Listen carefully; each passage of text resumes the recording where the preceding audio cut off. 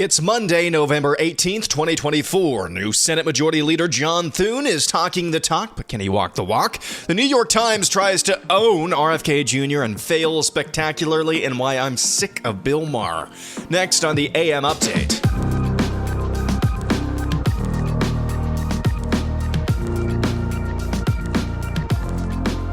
Newly minted Senate Majority Leader John Thune of South Dakota, he's going to be the one primarily responsible, in my mind, for making sure Donald Trump's cabinet appointments actually get Senate approval. It's going to be a tall task for people like Matt Gaetz, more on that in a little bit, and probably RFK Jr., more on that as well.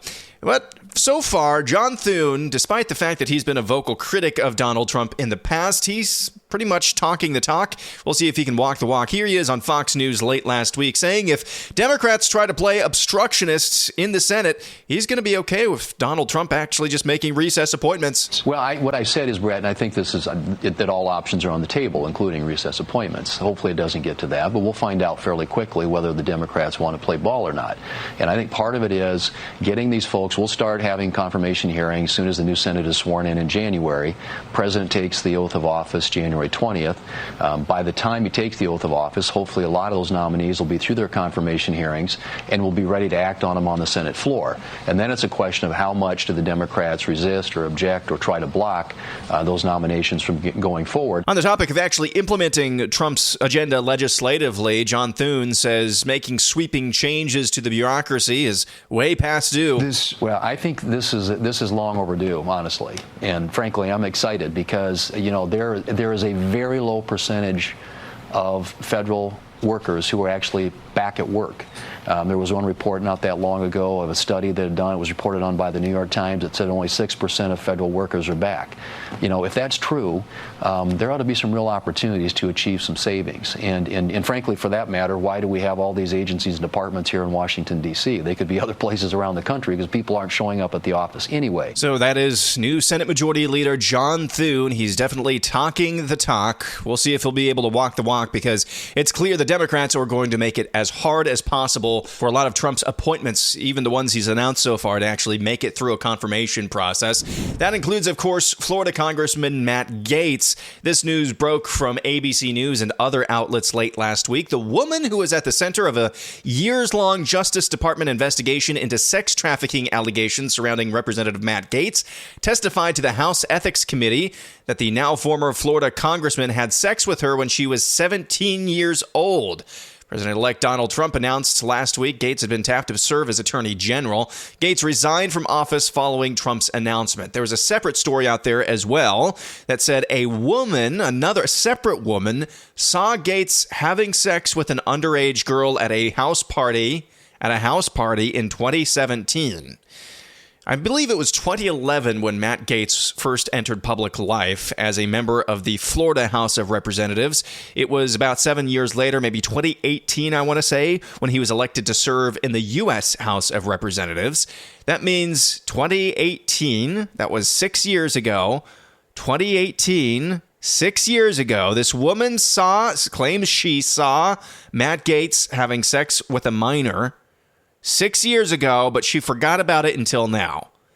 This would have been 7 years after Matt Gaetz entered public office. You mean to tell me that this woman who claims she saw Gaetz having sex with a minor, she didn't say anything for 6 years?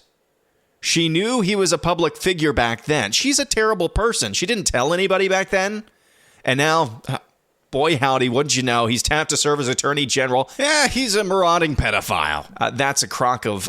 but again, one of the ways that we could exonerate Matt Gaetz or prove him to be a marauding rapist a la Brett Kavanaugh, have a hearing, put him through a confirmation process. We can exonerate him or prove that he's a liar and he's just a maniac. That's one way to actually put this thing to an end. After the appointment of RFK Jr. as HHS Secretary, it was kind of quiet on the Western Front, if you will, when it comes to Donald Trump's picks for various cabinet and sub-cabinet positions. One notable thing over the weekend, he did name Caroline Leavitt as his press secretary. I've not really seen Leavitt a ton. What I have seen from her, she's a pretty effective communicator, and she's not insufferable either. At least least not to the extent that some of Trump's previous pundits have been, that he's put on television. You want a taste of what Caroline Leavitt brings to the table? Here she is getting kicked off of CNN. It takes someone 5 minutes to Google Jake Tapper, Donald Trump, to see that Jake Tapper has consistently, we're going to stop this interview if you're going to keep President attacking Trump my colleagues. Adolf Hitler. Ma'am, I'm going to stop this interview if you I'm continue to attack my colleagues. I would like to talk about Joe Biden and Donald Trump, who you work for. Yes. If you are here to speak on his behalf, I am willing to have this conversation.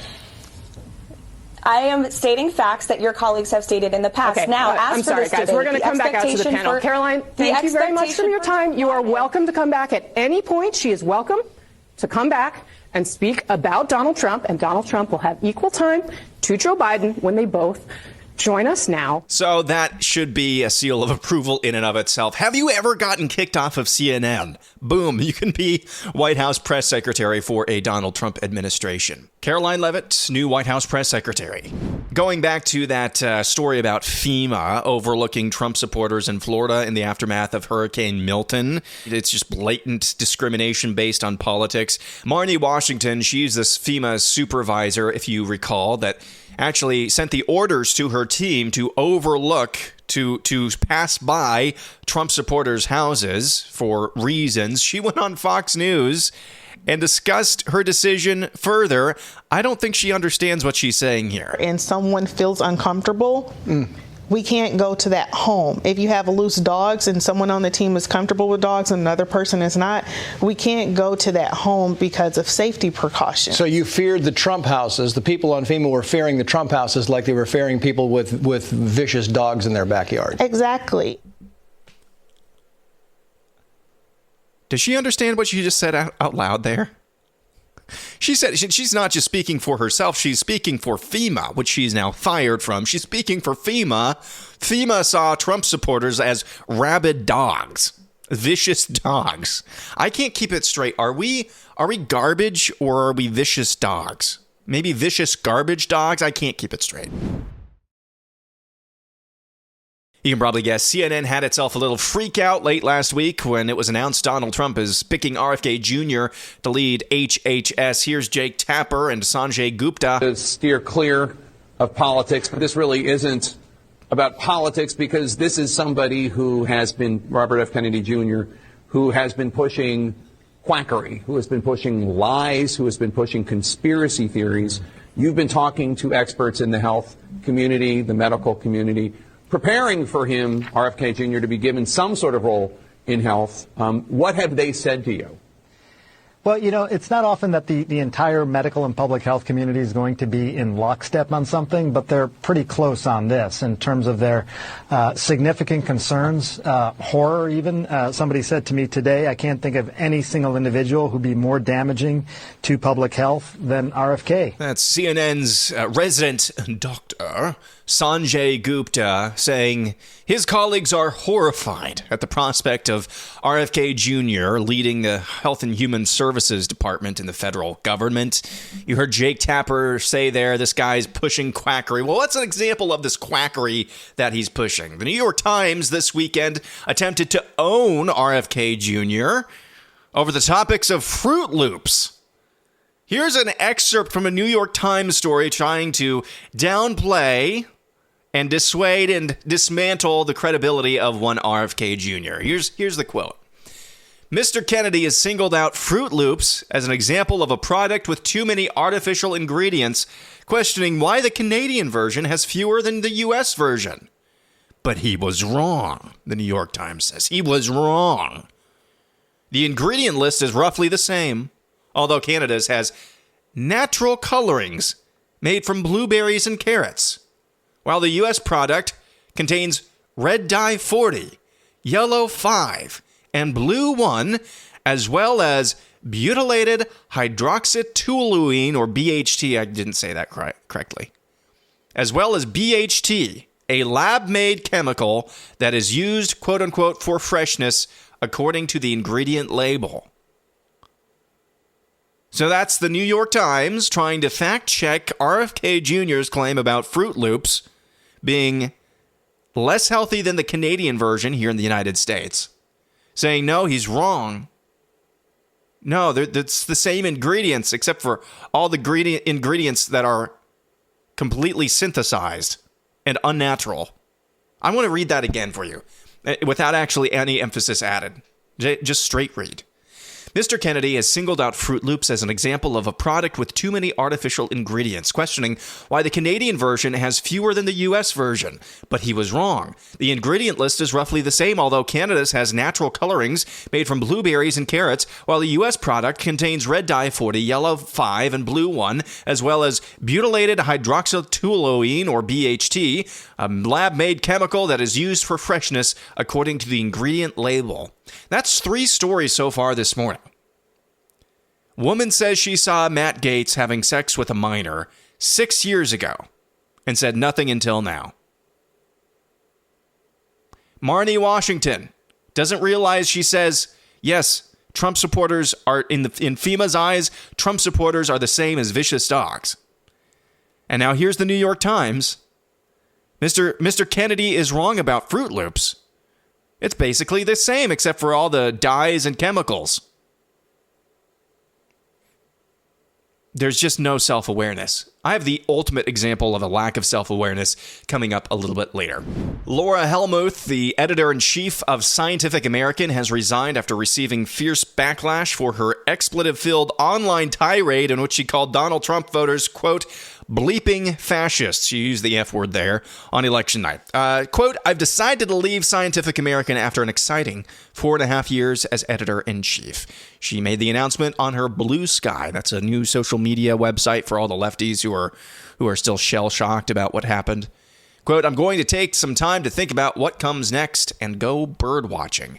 Helmuth's resignation comes after she fired off a series of social media posts on election night, bashing people who voted for former President Donald Trump over Democratic candidate Kamala. Quote, solidarity to everyone whose meanest, dumbest, most bigoted high school classmates are celebrating early results because bleep them to the moon and back. In another post, Helmuth wrote, quote, I apologize to younger voters that my Gen X is full of bleeping fascists. Quote, every 4 years I remember why I left Indiana where I grew up, and I remember why I respect the people who stayed and are trying to make it less racist and sexist. The moral arc of the universe isn't going to bend itself. Again, this is the former editor-in-chief of Scientific American. If you're wondering why we have RFK Jr. as HHS secretary, it's because of women like this. Scientific American. This is supposed to be a prestigious journal. A prestigious magazine charting newest developments in actual science. And it's run by an editor-in-chief who uses the F word as a conjunction to describe Trump supporters. Here's an apology. Snow White star Rachel Zegler apparently got a phone call from Disney saying, hey, you got to tone this down. She's apologizing for her social media rant against President-elect Donald Trump. Quote, I would like to sincerely apologize for the election post I shared on my Instagram last week. I let my emotions get the best of me. Hatred and anger have caused us to move further and further away from peace and understanding, and I am sorry I contributed to the negative discourse. She added, she's been through an emotional time, and everybody has a right to their opinion. Zegler, who's playing Snow White in Disney's live-action reboot of the classic tale, posted a profane attack on Trump and his supporters on Instagram stories after the election, expressing disgust with his victory. She wrote, quote, I find myself speechless in the midst of this. Another 4 years of hatred, leading us towards a world I do not want to live in, leading us towards a world that will be hard to raise my daughter in, leading us towards a world that will force her to have a baby she doesn't want, leaning towards a world that is fearful. Zegler now apologizing for those comments. I want to know what the phone call was like from Disney executives to Miss Zegler saying, are you trying to tank Snow White? Can't forget about this. Veteran pollster Ann Seltzer, she was the one who had that poll of Iowa showing Kamala Harris up by 3 points a few days before the election. She was off by 17 points. Well, she's announced she's retiring from polling. She wrote, quote, over a year ago, I advised the Register I would not renew when my 2024 contract expired with the latest election poll as I transitioned to other ventures and opportunities. Seltzer also said after the election, she said it could have been her poll that showed Kamala Harris winning by 3. That was the reason. It was the motivation that Donald Trump supporters in Iowa needed to get out and vote for him by over 10 points. Over 10 points. She was off by, I think, 17 points when the final margin came in. But no, I had long planned to retire after this cycle. I told the Register a year ago I wasn't getting... Nobody's buying that. I buy that about as much as a poll that shows Kamala Harris up by 3 in Iowa. And finally, I'm sick of Bill Maher. I'm sick of Bill Maher. Here is his latest monologue from Friday's show. Pillorying Democrats. Oh, and everybody loses their mind on the right. Bill Maher's taken the red pill. No, he hasn't. Listen to this. Okay, and finally, new rule. Someone must tell the usual suspects on the far left that the saying is, when you're in a hole, stop digging, not keep digging. Talk about doubling down on what got you first place. Even the one concession I've heard a few people on the losing side offer, that liberals should stop saying the Trump voters are stupid, comes with a kind of unspoken parentheses. We know they are stupid, just don't say it.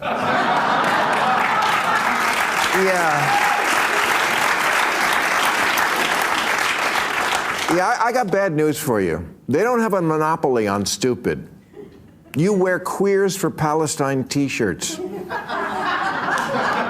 masks 2 years after the pandemic ended. And you can't define woman, I mean person who menstruates. You're the teachers' union education party, and you've turned schools and colleges into a joke. Who did you support, Bill? That goes on for another 6 minutes. Who did you support? He does this over and over again. It really reached a fever pitch back in 2020 when he was doing those shows from his home because everybody was locked down. This guy voted for Kamala. And yet every time he posts a based video like this, just ripping on the left, ripping the Democrats, everybody on the right and their mother's dog comes out and said, oh, he's taking the red pill. One of us. No, he's not. He is the biggest indication, the biggest example of a lack of self-awareness.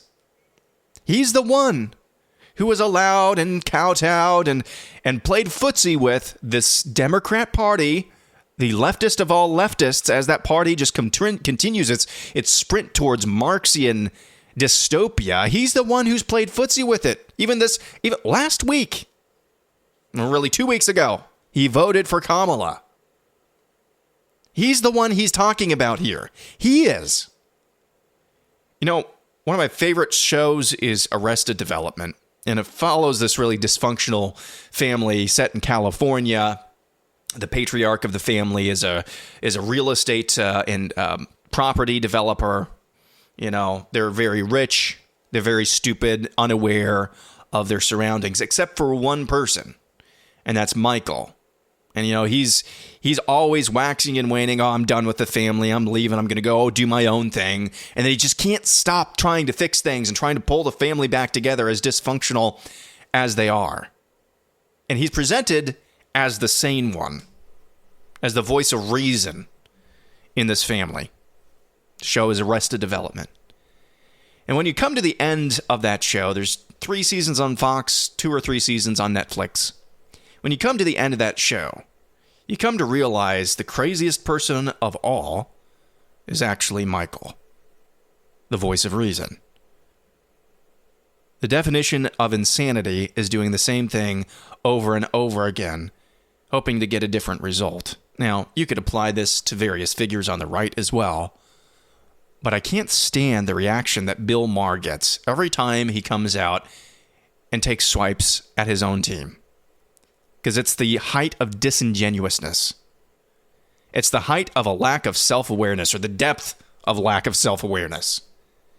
Every time you hear Bill Maher ripping the Democrat Party, he's talking about himself, but he doesn't realize it. He is the one he's talking about, but he doesn't realize it. He can say it till it's blue in his face. He can rip, and accurately so, all of the things you just heard him say there. And he, like I said, he goes on for another 6 minutes. Everything he said is true, but he's the problem. And every time he posts one of these monologues on social media, righty Twitter loses its mind. The top comment right now on this video that Bill Maher posted: Bill has taken the red pill. No, he's not. He's taken the insane pill. He's trying to do the same thing over and over again, expecting a different result. So, again, he is in court jester status for me. I take him no more serious than I would take a court jester. He's just entertainment, but it starts and stops there. He's nothing more, nothing less. That's going to do it for Monday. We'll be back at it again tomorrow. I'm Aaron McIntyre, and this is the AM Update.